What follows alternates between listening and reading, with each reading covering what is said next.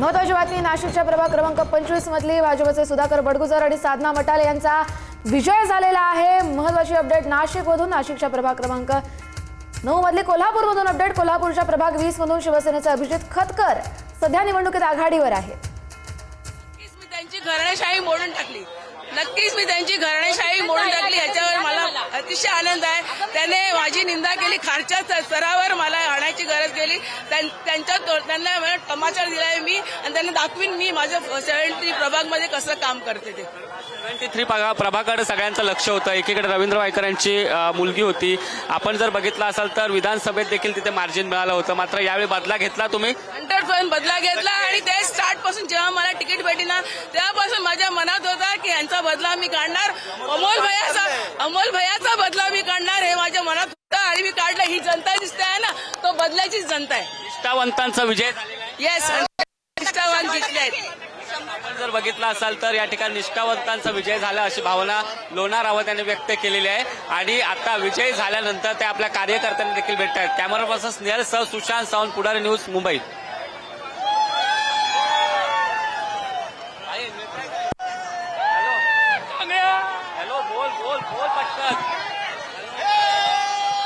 प्रभाग 10 मधून भाजपचे उमेदवार विजयी झालेत। कोल्हापूरमधून अपडेट, प्रभाग 2 मधून शिंदेच्या शिवसेनेचे 4ही उमेदवार विजयी झालेले आहेत। पश्चिम महाराष्ट्र मधल्या कोल्हापूर मधली अपडेट, प्रभाग 2 मधून शिंदेच्या शिवसेनेचे 4ही उमेदवार विजयी झालेत।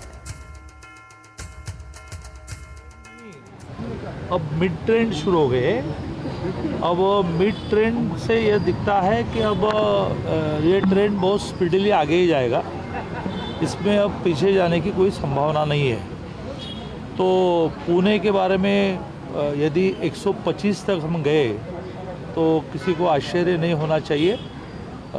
हम तो थोड़े कॉन्जर्वेटिव थे कि 100 क्रॉस करे, 106 क्रॉस करे, फिर लग रहा था 115 क्रॉस करे, तो अभी जो ट्रेंड है उसमें शायद 125 भी क्रॉस कर पाएंगे।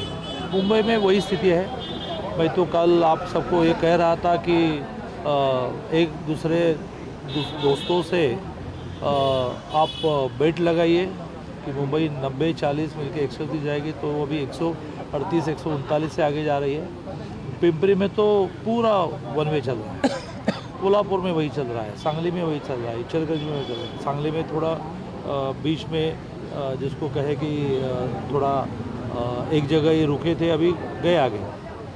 और महाराष्ट्र में सब जगह, नागपुर विपुर सब जो ये चित्र है। तो भारतीय जनता पार्टी माननीय मोदी जी के नेतृत्व में, माननीय देवेंद्र जी के नेतृत्व में और यूटी के सारे नेताओं के नेतृत्व में बहुत ही अच्छा यश प्राप्त करेगी। 29 में से एक हाथ मालेगांव छोड़कर 28 में मेयर महायुति के बैठेंगे, उसमें भी ज़्यादा बीजेपी के बैठेंगे। झाले ना, सकाळी झाले। मराठी मराठी हिंदी मराठी काय बिल्कुल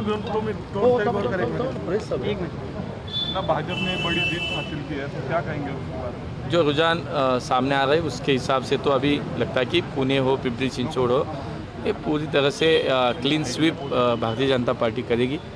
जो मैंने कहा था। महत्वाची बातमी, मुंबईमध्ये महायुतीची सत्ता येणार हे जवळपास निश्चित झालेलं आहे। आपण आतापर्यंतचे कल पाहतोय, भाजपला 91 जागा, शिवसेनेला 24 जागा मिळालेल्या आहेत। एकूण 115 जागांवरती महायुतीने आघाडी घेतलेली आहे।